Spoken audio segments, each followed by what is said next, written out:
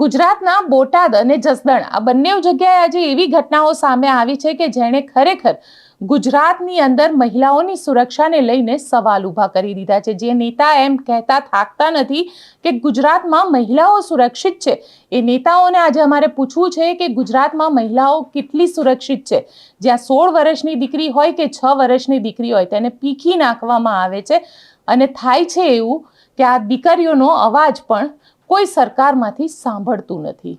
આજે વાત કરવી છે પાટીદારને લઈને, કારણ કે પાટીદારનું જે આખું એક સંગઠન છે એ લોકો આજે સરકારને મળવા માટે ગયું હતું। અત્યાર સુધી લવ મેરેજની વાત હતી, પરંતુ આજે વાત કરવામાં આવી સ્થાનિક સ્વરાજની ચૂંટણીમાં આર્થિક રીતે જે લોકો પછાત છે તેમના રિઝર્વેશનની।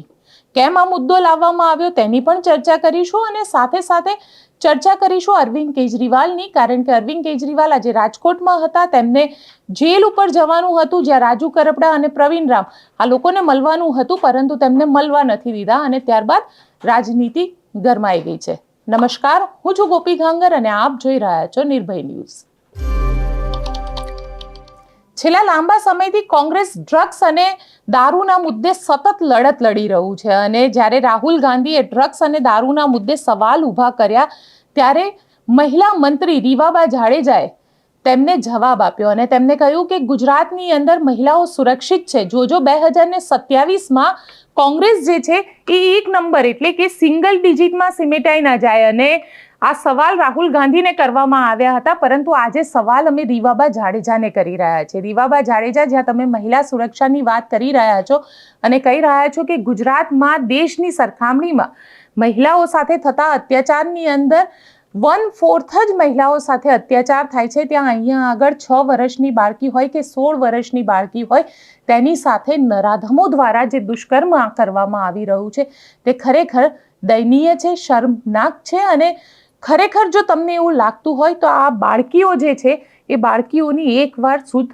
ચોક્કસથી લેજો, કારણ કે આજે 2 મામલા સામે આવ્યા। એક બોટાદનો મામલો સામે આવ્યો જ્યાં 14 વર્ષની દીકરી સાથે 70 વર્ષના વૃદ્ધે બલાત્કાર કર્યો અને એકવાર નહીં ઘણી બધી વખત બળાત્કાર કરવામાં આવ્યો હતો। આ તો દીકરીને પેટમાં દુખાવો ઉપડ્યો અને તેને જ્યારે દવાખાનામાં લઈ જવામાં આવી ત્યારે ખબર પડી કે આ દીકરીને જે છે એ ગર્ભવતી છે, તેને એક ત્યાં બાળકને પણ જન્મ આપ્યો છે અને આ દીકરી સાથે આ પ્રકારે દુષ્કર્મ થઈ રહ્યો છે તે પણ ત્યારે જ માહિતી દવાખાનાની અંદર મળી અને સાથે સાથે જસદણનો પણ મામલો સામે આવ્યો અને જસદણનો જે મામલો સામે આવ્યો છે તેની અંદર તો ખરેખર આપણને એવું થાય કે શું નાની બાળકી ગુજરાતની અંદર સુરક્ષિત નથી। આ પહેલા નવરાત્રિમાં ઝઘડિયાનો મામલો સામે આવ્યો હતો જ્યાં 6 વર્ષની એક નાની માસૂમ બાળકી સાથે બલાત્કાર કરવામાં આવ્યો હતો અને હવે રાજકોટના જસદણની અંદર આ મામલો સામે આવ્યો છે। 6 વર્ષની માસૂમ બાળકી સાથે બલાત્કાર કરવામાં આવ્યો છે। જે બલાત્કારી છે તે પકડાઈ ગયો છે અને તેને પોતાનો જે જુર્મ છે તેને પણ કબૂલ કરી લીધો છે। તેનું કહેવું હતું કે જે બાળકી છે એ બાળકી સાથે બલાત્કાર ન કરી શક્યો, તેને કોશિશ કરી એટલે એને ગુસ્સો આવ્યો અને તેને બાળકીના જે પ્રાઇવેટ પાર્ટ છે તેની અંદર સળિયો ઘુસાડી દીધો। ખરેખર જેને કહી શકાય કે દયનીય સ્થિતિ છે, કારણ કે એ જે દુષ્કર્મનો આરોપી છે એ દુષ્કર્મનો આરોપી પણ એક દીકરી અને 2 દીકરાનો બાપ છે। અહીંયા સવાલ એ ઊભો થઈ રહ્યો છે કે આપણે સમાજને કઈ દિશા તરફ લઈ જઈ રહ્યા છે, સમાજ કઈ માનસિકતા તરફ ચાલી રહ્યો છે। રાજકોટ ગ્રામ્ય જિલ્લાના આટકોટ પોલીસ સ્ટેશન વિસ્તારમાં કાનપુર ગામની બાજુમાં આવતી વાડીમાં રહેતા આપણા ગરબાડા દાહોદના જો ભાગ્યા છે એની 7 વર્ષની દીકરી સાથે એક દુષ્કર્મનો બનાવ બન્યો। પોલીસના ધ્યાનમાં આવતા દીકરીની સારવાર માટે પોલીસની મદદથી દીકરીને જનાના હોસ્પિટલ રાજકોટમાં એડમિટ કરવામાં આવી અને તુરંત 10 જેટલી ટીમ બનાવીને આમાં કાનપુર અને આજુબાજુના વિસ્તારમાં આરોપીની શોધખોળ કરવા માટે ટીમની નિમણૂક કરવામાં આવી। પછી કરીબ 100 જેટલા શંકમંદ લોકોથી પૂછતાછ કરવામાં આવી, આજુબાજુના ગામડાના સીસીટીવી ચેક કરવામાં આવ્યા, ડમ્પ એનાલિસિસ કરવામાં આવ્યો અને ઝીરોઈંગ કરતા પછી 10 જેટલા આરોપી બચ્યા આમાંથી। તો 10 જેટલા આરોપીઓનો ફોટો એક ચાઇલ્ડ કાઉન્સલર અને અમારી જો મહિલા પોલીસ કર્મી છે એની મદદથી અને ડોક્ટર્સની મદદથી જો દીકરી છે ભોગ બનનાર એની સાથે શેર કરવામાં આવી અને દીકરી આઈડેન્ટિફાઈ કરી પછી સખ્તીથી પૂછતાછ કરવામાં આવી। તો આરોપી કબૂલ કર્યો છે કે 4 તારીખના રોજ બપોરમાં 11 વાગ્યાની આજુબાજુ પોતાનો ખેતરમાં હતો. આરોપી પણ અહીંયા ભાગ્યો છે. કરીબ 30 વર્ષની ઉંમરનો છે અને આ ખેતની બાજુમાં આવતો હતો ત્યારે ત્યાં દીકરીને જોઈ અને એની નિયત ખરાબ થઈ અને દીકરીને પાણીની ટાંકીની પાછળ લઈ ગયેલ અને ત્યાં દુષ્કર્મ કરવાનો પ્રયાસ કર્યો. દુષ્કર્મમાં નિષ્ફળ થતા અને થોડો ગુસ્સો આવ્યો અને ત્યાં એક સરિયો કરીબ 1 ફીટનો એક સરિયો હતો. આ સરિયાથી બચ્ચીના પ્રાઇવેટ પાર્ટમાં ઇન્જરી કરી એવું કબૂલ કરી છે. આરોપીને હાલ ડિટેન કરવામાં આવ્યો છે અને આગળની પૂછપરછ આરોપીથી ચાલુ છે. આરોપીનું નામ રામસિંહ તેરસિંહ છે. એવો અનુસૂચિત જનજાતિથી બિલોંગ કરે છે અને મૂળ રહેવાસી અલીરાજપુર મધ્યપ્રદેશનો છે અને અહીંયા ભાગ્યનું કામ કરે છે. આરોપી પરિણીત છે. આરોપીની એક દીકરી 12 વર્ષની અને 2 દીકરા છે. ના, આમાં બીજો કોઈ આરોપી નથી. દીકરી સાથે આપણી ભોગ બનનાર છે એના સાથે પણ પૂછતાછ થઈ કે એક જ હતો અને પછી આઈડેન્ટિફાઈ કર્યો છે કે એવો જ માણસ હતો. અને ત્યાંથી પોતાના ખેતરમાંથી જ્યાં બનાવ બન્યો કાનપુર ગામની બાજુમાં ખેતરમાં, આની બાજુમાં જસ્ટ બગલવાળો જે ખેતર છે એમાં ભાગ્યો છે આરોપી, ત્યાંથી જ આને ડિટેન કરવામાં આવ્યો છે. હા, આરોપીની ઉંમર 30 વર્ષ છે અને પરિવાર સાથે જ અહીંયા રહે છે. જસદણમાં એક 6 વર્ષની માસૂમ દીકરી પર બળાત્કાર ગુજારી એના ગુપ્તાંગમાં સળિયા ઘુસાડી દેવાની ઘટના સામે આવી છે. આ ગુજરાત કઈ દિશામાં જઈ રહ્યું છે? 5 વર્ષની, 8 વર્ષની, 10 વર્ષની, 12 વર્ષની બાળકીઓ ઉપર, દીકરીઓ ઉપર આ શું જુલ્મ વર્તાવવામાં આવી રહ્યો છે? કઈ દિશામાં આપણું આ ગુજરાત જઈ રહ્યું છે? આપણા ગુજરાતના ગૃહમંત્રીના રાજ્યમાં બહેન દીકરીઓ, માતાઓ કેમ સુરક્ષિત નથી? 28 વર્ષથી ભારતીય જનતા પાર્ટીની સરકાર છે, છતાં બહેન દીકરીઓની આબરૂ લૂંટાવાનું કેમ બંધ થતું નથી? એક માસૂમ 6 વર્ષની દીકરી સાથે આવી ઘટના, તમે કલ્પના કરી શકો? કોઈ બચ્ચો કહેવાય, ફૂલ જેવી દીકરી, એની પર રેપ કરીને એના ગુપ્તાંગમાં સળીઓ નાખી દેવું, આ કઈ હદની વિકૃતિ છે? આ સાહસ બળાત્કારીઓમાં એટલા માટે આવે છે કે આપણા રાજ્યમાં બહુ દુઃખ સાથે કહેવું પડે છે, ડ્રગ્સ માફિયાઓ, ભૂમાફિયાઓ, માઇનિંગ માફિયાઓ, બુટલેગરો, રેપિસ્ટ, કોઈના પેટનું પાણી હલતું નથી. બધાને એવી ખાતરી છે છેલ્લે અમારો વાળ વાંકો નહીં થાય, અમને સજા નહીં પડે. જે ગુજરાતની અંદર સામૂહિક બળાત્કારનો ભોગ બનેલી દીકરીના બળાત્કારીઓને જેલમાંથી છોડીને લાડવા ખવડાયા હોય, એનું સ્વાગત સન્માન કર્યું હોય, જે ગુજરાતની વિધાનસભામાં બેસનારો એક કેબિનેટ કક્ષાનો મંત્રી, એક મંત્રી જેની પર બળાત્કારનો આરોપ લાગેલો હોય, જેની લંપટ લીલાઓ આ ગુજરાતમાં મશહૂર હોય, એવા ચરિત્રહીન ભારતીય જનતા પાર્ટીના માણસોના શાસનમાં આવી ઘટનાઓ ન બને તો શું બને? હું માગણી કરું છું કે કોઈ પણ સંજોગોમાં તાબડતોબ 24 કલાકની અંદર જો આના કસૂરવાર બળાત્કારીઓને પકડીને જેલની સલાખો પાછળ ધકેલવામાં નહીં આવ્યા તો ઉગ્રમાં ઉગ્ર આંદોલન કરવામાં આવશે. અને કોઈ પણ સંજોગોમાં 6 મહિનામાં કેસની ટ્રાયલ પૂરી કરી આજીવન કારાવાસ થાય એવી સજા બળાત્કારીઓને થવી જોઈએ. હર્ષ સંઘવી, તમારામાં શરમનો છાંટો બચ્યો હોય ને, તમને કદાચ તમારા પરિવારજનોને પૂછો તમારું પરફોર્મન્સ કેવું છે. ગૃહમંત્રી તરીકે તમારામાં શરમનો છાંટો બન્યો હોય તો કમસે કમ આ દીકરીઓ પર થતા બળાત્કારની ઘટનાથી લાજી મરો અને રાજીનામું આપો. શરમ કરો, શરમ.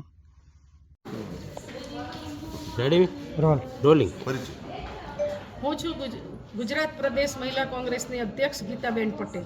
ગીતાબેન, આજે સોનલ હોસ્પિટલ ખાતે મુલાકાત માટે આવ્યો છે, શું હકીકત છે? આજે અહીંયા હું છેલ્લા 5 દિવસથી સૌરાષ્ટ્રના પ્રવાસે નીકળી હતી અને મહિલા સંગઠનને આવનારી ચૂંટણી અને નશાબંધીના પ્રોગ્રામને લઈને આખો મારો પ્રવાસ છેલ્લા 5 દિવસથી ચાલી રહ્યો છે. આજે 6ઠ્ઠા દિવસે મારે અહીંયા બોટાદની અંદર આવવાનું થયું છે. હું હમણાં જસ્ટ અહીંયા આવી અને મને સમાચાર મળ્યા કે આ બનાવ બન્યો છે, એટલે અમે લોકો અહીંયા દીકરીને મળવા આવ્યા હતા. આજે મારે મીડિયા સમક્ષ ગુજરાત સરકારને કહેવું છે કે તમે લોકો નારી સુરક્ષાની વાતો કરો છો, બેટી બચાવોની વાતો કરો છો, બેટીને પઢાવવાની વાતો કરો છો, મહિલાઓના રક્ષણની વાતો કરો છો, એમના વિકાસની વાતો કરો છો. ક્યાં છે આ બધું? હમણાં જ 1 અઠવાડિયા પહેલાં રીવાબા જાડેજાએ નિવેદન આપ્યું હતું કે ગુજરાતની અંદર મહિલા સંપૂર્ણ સુરક્ષિત છે. ત્યારે મેં એમને સામે કહ્યું હતું કે મહિલા ક્યાં સુરક્ષિત છે. તો આ એનું જીવતું જાગતું ઉદાહરણ હું આજે રીવાબાને બતાવવા માગું છું. માનનીય આનંદીબેન પટેલે હમણાં 2 દિવસ પહેલાં એમના પુસ્તકના ઓપનિંગ વિમોચન વખતે કહ્યું કે ગુજરાતની અંદર જ્યાં દારૂબંધી છે એના કારણે મહિલાઓ સુરક્ષિત છે. પણ મારે આદરણીય આનંદીબેનને પણ કહેવું છે કે બેન, અહીંયા ગુજરાતની અંદર દિવસે ને દિવસે બળાત્કારના કિસ્સા, રેપકાંડના કિસ્સા ખૂબ વધી રહ્યા છે. આજે હું આ હોસ્પિટલમાં આવી છું, એ દીકરીની ઉંમર 14 વર્ષની છે અને દીકરીને કામ કરવાના બહાને જે શખ્સ એના ઘરમાં લઈ ગયો અને કોઈ ઘરમાં હતું નહીં અને દીકરીને પાછળથી પકડી અને રૂમમાં પૂરી દીધી અને એના ઉપર આ કૃત્ય કર્યું છે. એક વાર નહીં પણ 3 વાર આ કૃત્ય એ દીકરી સાથે કર્યું છે અને દીકરી અત્યારે સગર્ભા અવસ્થામાં હતી. એને ડૉક્ટરે એને પોતાને કંઈ ખબર ન પડતા 9 મહિના પૂરા થઈ ગયા અને જ્યારે એને કુદરતી રીતે જે દુઃખ ઉપડ્યું, એનું પેન ઉપડ્યું, ડિલિવરીનું દુઃખ, ત્યારે એને ખબર પડી કે મને કંઈક થાય છે. અને મા બાપ જ્યારે હોસ્પિટલમાં લાવ્યા તો ચોંકી ગયા અને રડવા લાગ્યા કે આ શું થઈ ગયું. દીકરી સગર્ભા હતી અને 9 મહિના થવા આવ્યા હતા અને દીકરીને અહીંયા શુક્રવારે રાત્રે અહીંયા લાવ્યા છે. પછી ખબર પડી કે આ શખ્સે આ કૃત્ય કર્યું છે. દીકરીને મેં પૂછ્યું કે બેટા, તે કેમ અત્યાર સુધી કંઈ વાત ના કરી? તો એણે એમ કહ્યું કે એણે ધમકી આપી હતી કે હું તારા પપ્પાને મારી નાખીશ. મારા પપ્પાને કંઈ થાય ના એટલા માટે મેં ચૂપકી રાખી અને મેં કશું જ ઘરમાં કહ્યું નહીં. આજે એ દીકરીએ બાળકને જન્મ આપ્યો છે.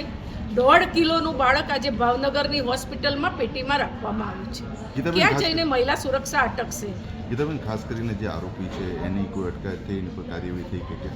દીકરીને મેં પૂછ્યું, અત્યારે એના વાલી અહીંયા ઉપસ્થિત નથી. વાલી પેલા બાળકને લઈને ભાવનગર ગયેલા છે અને અત્યારે હાલ દીકરી છે. દીકરીની બાજુમાં બહુ આધેડ વયના એમના પડોશી એના પાસે બેઠા છે. એમને આ માહિતીની ખબર નથી, પણ દીકરીએ એવું કહ્યું કે એ શખ્સ, કરશનભાઈ નામ હતું એનું, અને એ શખ્સ અર્જણભાઈ નામ હતું એનું, અને એ શખ્સને મારા મા બાપે ફરિયાદ કરી છે અને એને જેલમાં પૂર્યો છે. આટલું દીકરીએ મને કહ્યું છે. હવે સત્ય હકીકત શું છે એ અમે પણ તપાસ કરવાના છીએ અને આજથી અમે લોકો એ શખ્સને કડકમાં કડક સજા થાય અને આવું ફરી આવી નાબાલિગ અને માસૂમ દીકરીઓનું આ રીતના શોષણ ન થાય અને આવી કૃત્યનો ભોગ ન બને એનું અમે લડાઈ આપીશું. Thank you.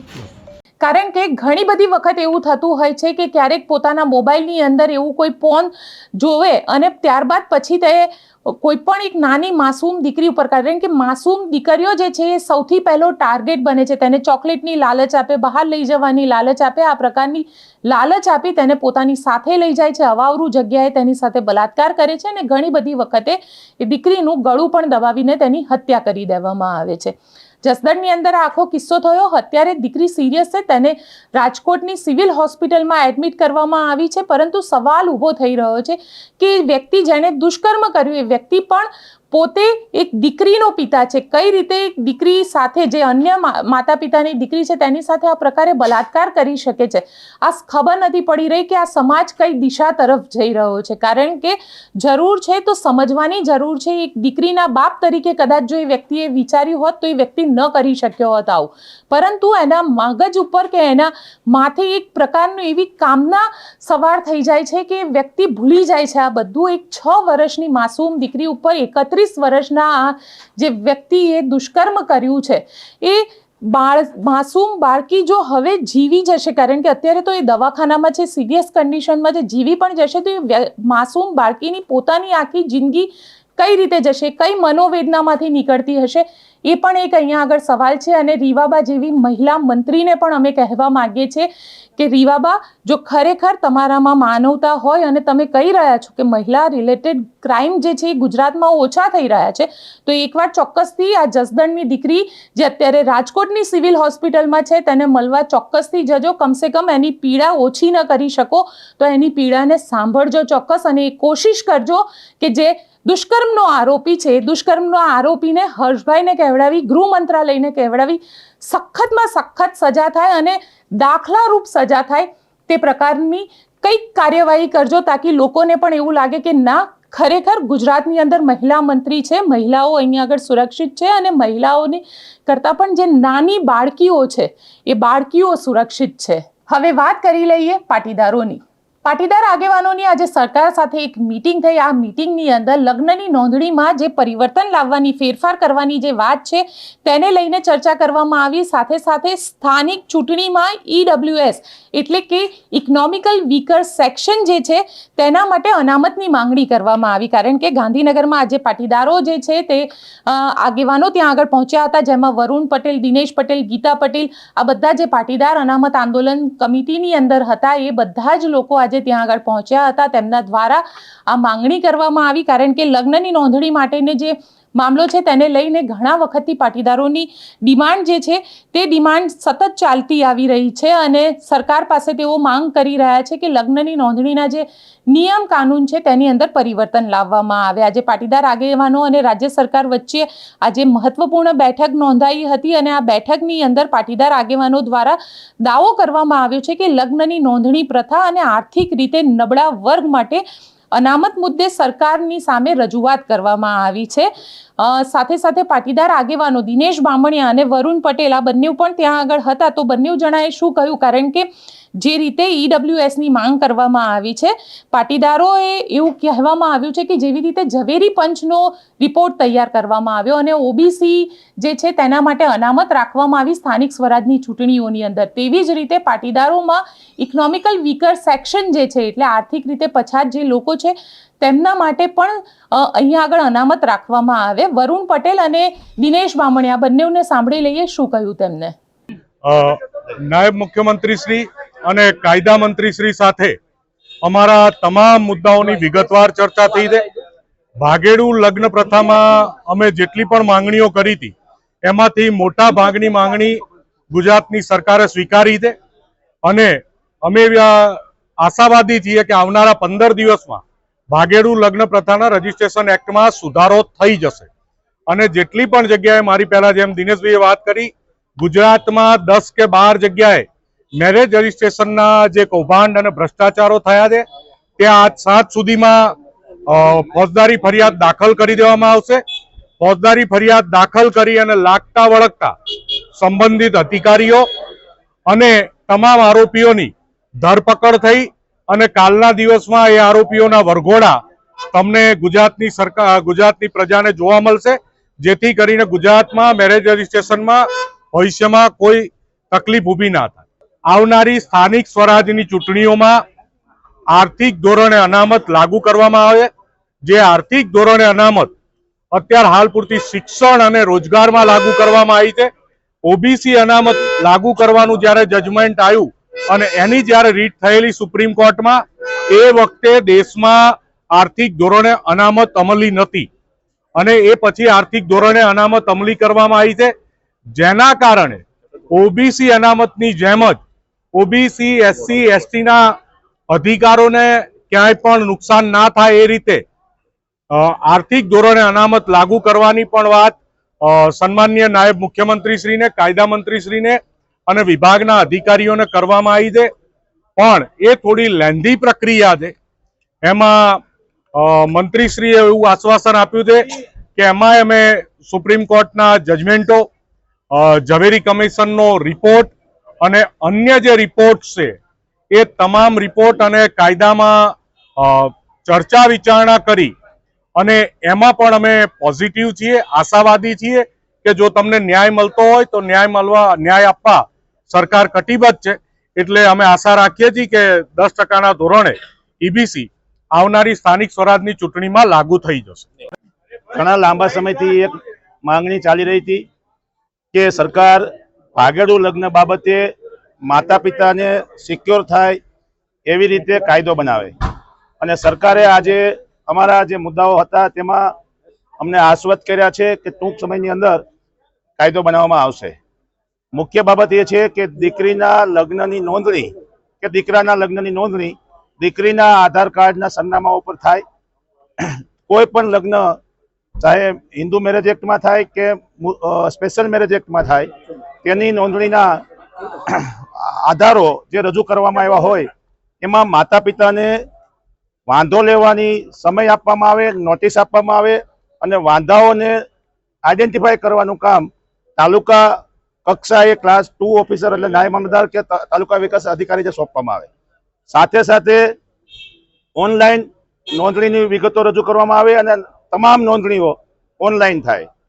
ચોથા નંબરનો મુદ્દો હતો કે અત્યારે હાલમાં હમણાં ઘણા બધા બનાવો એવા બન્યા છે કે તલાટી મંત્રી પોતે પોતાની સહીથી ખોટી રીતે બોગસ લગ્ન ની નોંધણી બહુ મોટા પાયે કરી રહ્યા છે. સમગ્ર ગુજરાતમાં આ એક રેકેટ ચાલી રહ્યું છે. તો એમાં અત્યારે હાલ જ ગૃહમંત્રીએ અમારી રૂબરૂમાં જ ડીજી વિભાગને અને પોલીસ વિભાગને સૂચના આપી છે કે આજે ને આજે એ તમામ લોકોની ધરપકડ કરવામાં આવે, એની સામે સુઓ મોટો ફરિયાદ દાખલ કરવામાં આવે અને જે કંઈ ગુજરાતમાં બોગસ લગ્ન નોંધણીનું રેકેટ ચાલી રહ્યું છે એને રોકવા માટેના સરકારે આજથી જ પ્રયાસો ચાલુ કર્યા છે. વરુણ પટેલ અને દિનેશ બામણી આ બંને જણાનું કહેવું છે કે ગૃહમંત્રીએ તેમને આશ્વાસન આપ્યું છે અને નવા કાનૂનની જે વ્યવસ્થા છે તેની અંદર જે પરિવર્તન લાવવાની વાત છે તેના માટે અત્યારે આશ્વાસન મળેલું છે. જોવાનું રહેશે કે સરકાર ક્યાં સુધીમાં આ જે આશ્વાસન છે તે આશ્વાસનને કાનૂનમાં તબદીલ કરે છે, કારણ કે જો ઇકોનોમિકલ વીકર સેક્શન જે છે જેના માટે અનામતની માંગ પાટીદાર સમાજ કરી રહ્યું છે, જો તે આવશે તો ખરેખર ખૂબ મોટું પરિવર્તન સ્થાનિક સ્વરાજની ચૂંટણીની અંદર આવી જશે. તે પણ જોવાનું ખૂબ જ દિલચસ્પ રહેશે કે સ્થાનિક સ્વરાજની ચૂંટણી પહેલા આ જે વાત પાટીદાર આગેવાન દ્વારા કરવામાં આવી છે તે વાત માત્ર વાત રહે છે કે પછી ખરેખર તેના ઉપર સરકાર દ્વારા કોઈ એક્શન લેવામાં આવે છે. હવે વાત કરી લઈએ અરવિંદ કેજરીવાલને, કારણ કે આજે અરવિંદ કેજરીવાલનો ગુજરાતમાં ત્રીજો અને છેલ્લો દિવસ હતો. અરવિંદ કેજરીવાલ આજે રાજકોટની જેલમાં બંધ રાજુ કરપડા, પ્રવીણ રામ અને અન્ય ખેડૂત આગેવાનોને મળવા માટે જવાના હતા, પરંતુ તેમને પરમિશન ન આપવામાં આવી. આ પરમિશન એટલા માટે પણ ન આપવામાં આવી કારણ કે અરવિંદ કેજરીવાલ જે આમ તો દિલ્હીની અંદર એવું કહેવાય છે કે તેમની સરકારમાં અરાજકતા વધારે ફેલાઈ હતી અને અરાજકતા ફેલાવવા માટે પણ જાણીતા છે, તે અરવિંદ કેજરીવાલ ગુજરાતમાં આવે છે, જેલ ઉપર મળવા જવાની વાત કરે છે, જેલ પ્રશાસન દ્વારા તેમને અનુમતિ નથી આપવામાં આવતી. તો અરવિંદ કેજરીવાલ કરતાં પણ ગોપાલ ઇટાલિયા અહીંયા મેદાનમાં આવ્યા અને ગોપાલ ઇટાલિયા, ચૈતર વસાવા બંને સરકારને આની અંદર આડે હાથો લીધા. સ્પષ્ટ છે એ જેલ ઓથોરિટી નક્કી કરતી હોય છે કે કોને જેલની અંદર મળવા જવા દેવા અને કોને મળવા ન જવા દેવા. આ પહેલા પણ ઘણા બધા આગેવાનો મળવા ગયા હતા, એ સાગર રબારી હોય, વકીલો હોય કે અન્ય જે રાજુ કરપડા, પ્રવીણ રામના પરિવારના લોકો હોય, આ લોકો રેગ્યુલર તેમને મળતા જ રહે છે. પરંતુ આજે અરવિંદ કેજરીવાલ ત્યાં જઈને એક રાજનીતિ કરવાની કોશિશ કરી રહ્યા હતા. જેલ ઓથોરિટીએ તેમને રાજનીતિ કરતા રોક્યા. તો ગોપાલ ઇટાલિયા, ચૈતર વસાવા, અરવિંદ કેજરીવાલ આ ત્રણેય મેદાનમાં આવ્યા અને સરકાર ઉપર અટેક કર્યો છે. શું કહ્યું છે તે સાંભળી લઈએ. आज आप सब लोगों ने गुजरात की बीजेपी सरकार की तानाशाही का जीता जागता उदाहरण देख लिया. आज सुबह 11 बजे मुझे गुजरात की राजकोट में जो जेल है, राजकोट की जेल में बंद किसान नेताओं से, किसानों से मिलने के लिए जाना था. मुझे उनसे मिलने के लिए नहीं जाने दिया गया. आप सोच सकते हैं कि इससे बड़ी तानाशाही और क्या हो सकती है. मैं कोई आतंकवादी हूं, मैं कोई क्रिमिनल हूं, और जो लोग जेल में बंद हैं वो लोग किसान हैं, हमारे देश के नागरिक हैं. वो लोग कोई क्रिमिनल नहीं है, वो लोग कोई अपराधी नहीं है. मैंने कल अप्लाई किया था जेल में मिलने के लिए, लेकिन आज मुझे सुबह सुबह मैसेज आया कि आपको उनसे मिलने की इजाजत नहीं है. मैं सोच रहा था, अंग्रेजों ने जब भगत सिंह को गिरफ्तार किया था, भगत सिंह को भी उसके साथियों से जेल में मिलने की इजाजत मिला करती थी. भगत सिंह को भी, उनके साथियों को भी कभी भगत सिंह से मिलने से रोका नहीं गया. क्या इसी के लिए हमारे स्वतंत्रता सेनानियों ने लड़ाई लड़ी थी आजादी की कि एक दिन ऐसी सरकार आएगी जो कि अंग्रेजों से भी ज्यादा बदतर होगी, अंग्रेजों से भी ज्यादा क्रूर होगी, अंग्रेजों से भी ज्यादा अत्याचारी होगी. 2 महीने पहले हड़दड़ के अंदर जो किस्सा हुआ, किसान आज गुजरात एक खेती प्रधान देश है। बहुत से लोग 50% से ज्यादा लोग किसानी के ऊपर अपना जीवन यापन करते हैं। 54 लाख किसान परिवार गुजरात के अंदर किसानी पे अपना जीवन यापन करते हैं। आज किसानों का बुरा हाल है, किसान बहुत दुखी हैं, ना बीज मिलता है, खाद के लिए लंबी लंबी लाइनें लगी पड़ी हैं जगह जगह, बहुत ज्यादा मशक्कत करनी पड़ती है, लड़ाई झगड़े होते हैं। कर्जा प्रथा के खिलाफ हड़दड़ में जब 2 महीने पहले इकट्ठे हुए किसानों को पूरे दाम नहीं मिलते, अपने फसलों के दाम नहीं मिलते, कुछ लोग उनके साथ नाइंसाफी करते हैं, अन्याय करते हैं। किसानों को 1500 के अंदर डील होती है, 1200 रुपए देते हैं। जब इस कर्जा प्रथा के खिलाफ किसान हड़दड़ में इकट्ठे हुए तो किसानों के ऊपर इस अत्याचारी सरकार ने, भारतीय जनता पार्टी की सरकार ने लाठियां बरसाई, आंसू गैस के गोले छोड़े, निर्दोष किसानों के घर में घुस घुस के उनके परिवार के लोगों को, निहत्थे लोगों को, शांतिपूर्ण तरीके से अपनी मांग कर रहे लोगों को उनको गिरफ्तार किया। 88 किसानों को गिरफ्तार किया, फर्जी मुकदमे किए, फर्जी एफआईआर किए। 2 महीने से वो किसान जेल में हैं, उनमें से 42 की बेल हो गई है, बाकी लोगों की बेल एप्लीकेशन है। और जिस दिन बेल की सुनवाई होती है उस दिन पुलिस वाले नहीं पहुंचते कोर्ट में। तो जानबूझ के, इसका मतलब जानबूझ के आप उनका मनोबल तोड़ना चाहते हो। तो आज किसान दुखी है बुरी तरह से। कल मैं उन किसान परिवारों से मिला जिनके बच्चे या तो जेल में हैं या जेल से छूट गए।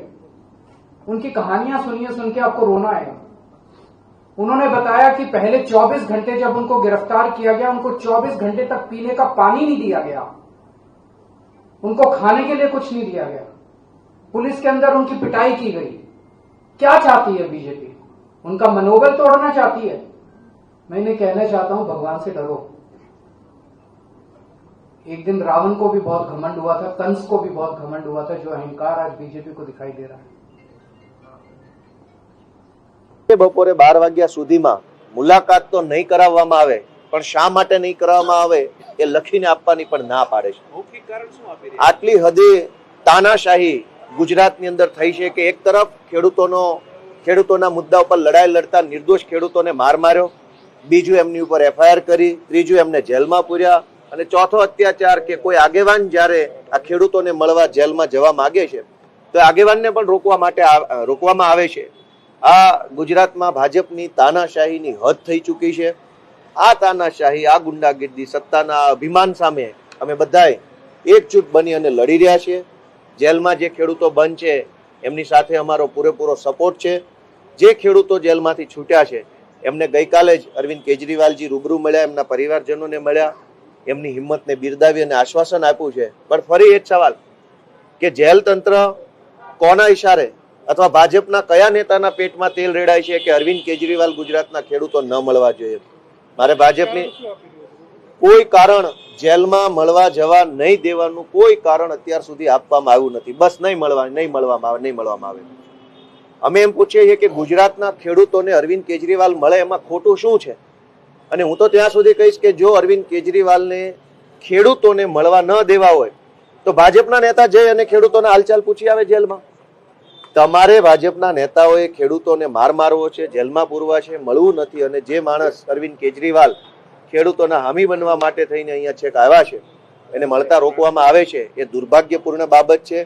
અમે જેલમાં બંધ રાજુભાઈ કરપડાના પિતાશ્રી છે એમના માધ્યમથી મુલાકાતની કોશિશ કરી રહ્યા છે, તો એ મુલાકાત માટે પણ યોગ્ય જવાબ આપવામાં આવતો નથી। કુલ મળીને દાદાગીરી ઉપર ભાજપની સરકાર ઉતરી આવી છે।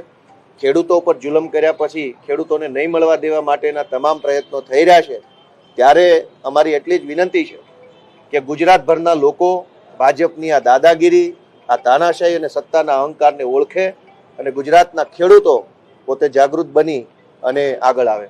મંજૂરી ન મળે તો પણ જેલ ઉપર જઈ અને મળવા માટેનો પ્રયત્ન કરવો, એવું જ્યારે અમે નક્કી કર્યું તો જેલના સુપ્રિન્ટેન્ડન્ટ જેલ છોડી નીકળી ગયા।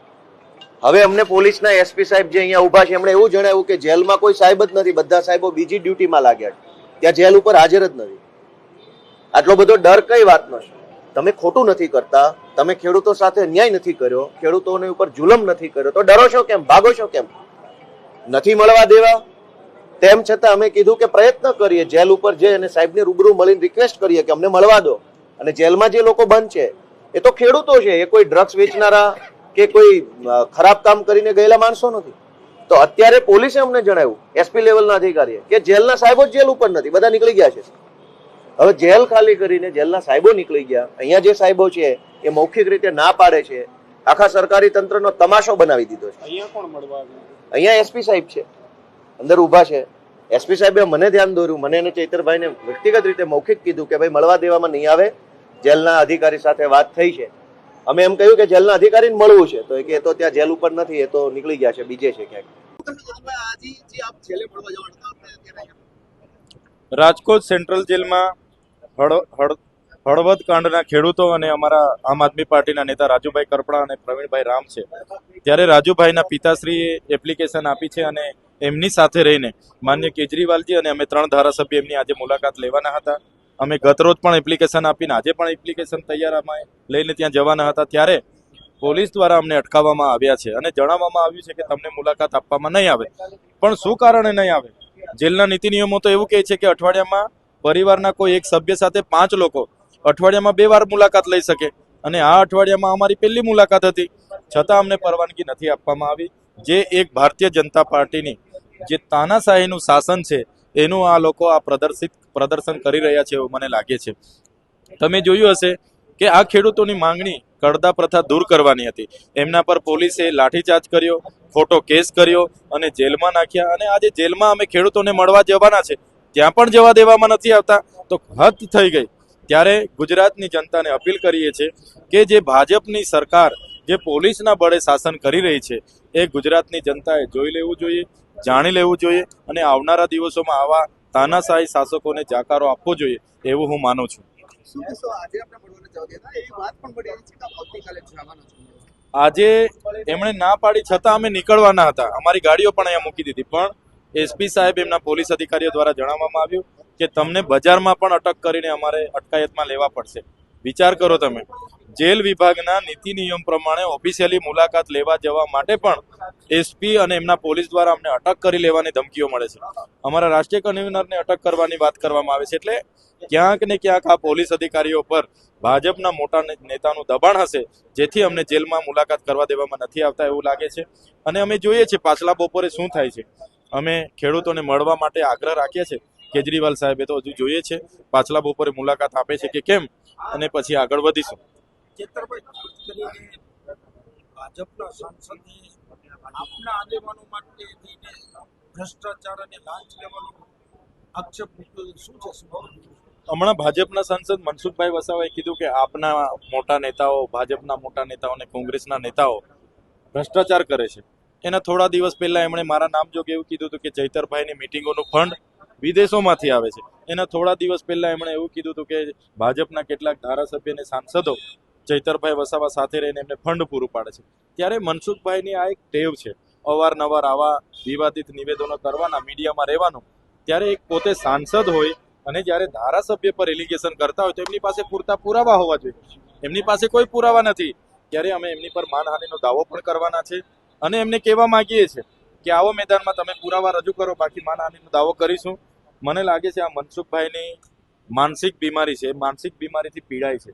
અવારનવાર ગમે તેવા નિવેદનો કરવાના એવું મને લાગે છે. એટલે હું તો આપના માધ્યમથી એમને વિનંતી કરું છું, તમે જે હમણાં નર્મદા કમલમ 10 કરોડનું બનાવ્યું એના પૈસા કોના પગારમાંથી આવ્યા, કયા ખેતીવાડીના આવકમાંથી આવ્યા અને કઈ બેંકની લોનથી બનાવ્યું એની ખુલાસો કરી દે તો દૂધનું દૂધ અને પાણીનું પાણી થઈ જશે. કોણ ભ્રષ્ટાચાર કરે છે, કોણ નથી કરતું. અમારી તો આજે પણ કાર્યાલયો ભાડેના મકાનમાં ચાલે છે. અમે મહિને 10,000 ભાડું આપીને અમારી ઓફિસો ચલાવીએ છીએ. ઠીક છે, અરવિંદ કેજરીવાલ પોતે રાજનીતિ કરી રહ્યા છે, કારણ કે ગુજરાતમાં તેમને 2027માં સરકાર બનાવી છે અને દાવો પણ એવો જ કરી રહ્યા છે. જોઈશું કે હવે 2027 સુધીમાં અરવિંદ કેજરીવાલ કઈ રીતે રણનીતિ બનાવે છે ગુજરાતમાં. પરંતુ આજે ગુજરાતમાં એક ખૂબ ઇન્ટરેસ્ટિંગ મામલો સામે આવ્યો. આ મામલો છે પતિ પત્નીના છૂટાછેડાનો. અમદાવાદના દંપતીએ ડુંગળી લસણ ખાવાને બાબતે છૂટાછેડા લઈ લીધા. ગુજરાત હાઈકોર્ટ સુધી મામલો પહોંચ્યો હતો અને આ મામલામાં એવું બન્યું હતું કે લગ્ન જીવનના 11 વર્ષ સાથે રહ્યા બાદ છૂટાછેડાનો મામલો ગુજરાત હાઈકોર્ટ સુધી પહોંચી ગયો. પત્ની બાળકને લઈને જતી રહી હતી. લગ્ન જીવનના 11 વર્ષ બાદ પત્ની જે છે તે પોતાના બાળકોને લઈને પિયર જતી રહી હતી. અહીંયા સવાલ એ ઊભો થઈ રહ્યો છે કે લગ્ન જીવનના 11 વર્ષ બાદ કેમ આ સવાલ આવ્યો કે ડુંગળી લસણને લઈને તેમને છૂટાછેડાની અરજી કરવી પડી. પત્નીનું એવું કહેવું છે કે ઘરની અંદર 2 રસોઈ બનતી હતી. પત્ની જે છે તે પોતે સ્વામિનારાયણ ધર્મ પાળતી હતી. તેના પતિ અને તેના સાસુ એ બંને માટે લસણ ડુંગળીવાળું અલગ રસોઈ બનાવવી પડતી હતી અને તેને લઈને પત્ની ઘણી બધી વખત પોતાનો જે વિરોધ છે તે જતાવી ચૂકી હતી. પરંતુ તેના પતિ અને સાસુ માન્યા નહીં. માટે એની જે પત્ની હતી 11 વર્ષ બાદ પોતે એ ઘર છોડીને જતી રહી અને મામલો ગુજરાત હાઈકોર્ટ સુધી પહોંચ્યો. મામલો છૂટાછેડા સુધી પહોંચ્યો અને આજે ગુજરાત હાઈકોર્ટમાં છૂટાછેડાના મામલાને લઈને વકીલે શું કહ્યું તે સાંભળીએ. વર્ષ 2002માં લગ્ન થયેલા, પછી 2013 સુધી બંને સાથે રહ્યા હતા. પુત્રનો જન્મ પણ થયો હતો. પતિ પત્ની વચ્ચે થોડા નાના મોટા ઝઘડા તો ચાલતા જ હતા અને પત્ની એક પર્ટિક્યુલર એક ધર્મ સંપ્રદાયને ફોલો કરતી હતી. એટલે એનો એ પોતે ડુંગળી અને લસણ ખાતી નહોતી અને એનો ઘરમાં પણ એવો આગ્રહ હતો કે ઘરના બીજા સભ્યો પણ ના ખાય. અને આને લઈને નાના મોટા ઝઘડા ચાલતા હતા, બીજા મનદુખો ચાલતા હતા. બંને વચ્ચે ડિફરન્ટ ઓપિનિયન હતા, બંને વચ્ચે મનભેદ હતા, વિચારભેદ હતા. એ ડિસ્પ્યુટથી 2013માં પત્ની ઘર છોડીને જતી રહી હતી અને દીકરો પણ પતિ સાથે જ હતો. દીકરો પણ છોડીને જતી રહી હતી તરછોડીને. પછી પતિએ નામદાર ફેમિલી કોર્ટમાં ડિવોર્સ માટે પિટિશન કરી ક્રુઆલિટીના ગ્રાઉન્ડ ઉપર અને નીચે ફેમિલી કોર્ટે પુરવાર થઈ છે એ ગ્રાઉન્ડ ઉપર છૂટાછેડા આપ્યા અને એની સામે પત્નીએ નામદાર ગુજરાત હાઈકોર્ટમાં અપીલ કરેલી. પણ અપીલમાં એની અપીલ ડિસમિસ કરવામાં આવી છે કે ભાઈ નામદાર ફેમિલી કોર્ટે જે ઓબ્ઝર્વેશન ને ફાઇન્ડિંગ આપ્યા છે એ બધા બરાબર છે, જસ્ટ અને પ્રોપર છે એમ કરીને એની અપીલ કાઢી નાખવામાં આવી છે. આ પહેલા આખો મામલો ફેમિલી કોર્ટની અંદર હતો અને ફેમિલી કોર્ટની અંદર પત્નીના ભરણ પોષણનો જે મામલો હતો તેને લઈને કોર્ટે ઓર્ડર કર્યો હતો. પતિને કહ્યું હતું કે પત્નીના ભરણ પોષણની જવાબદારી તેને લેવાની છે. એટલે પતિએ આખા મામલે ગુજરાત હાઈકોર્ટમાં અરજી કરી હતી. છે ને વિચિત્ર મામલો કે ડુંગળી લસણ ખાવાને લઈને અહીંયા આગળ મામલો આખો છૂટાછેડા સુધી પહોંચી ગયો. હવે ગુજરાત હાઈકોર્ટે જે છે પોતાનું ડિસિઝન સંભળાવ્યું છે. જોવાનું રહેશે કે આગળ એ લોકો શું કરે છે. એટલે અત્યારે તો છૂટાછેડાની વાત થઈ ગઈ છે અને છૂટાછેડા બંને જણા અલગ રહી રહ્યા છે. પણ ડુંગળી લસણ ખાવાને લઈને આ પ્રકારનો મામલો પણ આવી શકે તે ક્યારે કોઈએ કલ્પના પણ નહીં કરી હોય. આપ શું માનો છો મને કોમેન્ટ બોક્સમાં ચોક્કસથી લખીને જણાવજો અને અમારી ચેનલ નિર્ભય ન્યૂઝને લાઇક, શેર અને સબસ્ક્રાઇબ કરવાનું ભૂલશો નહીં. આભાર.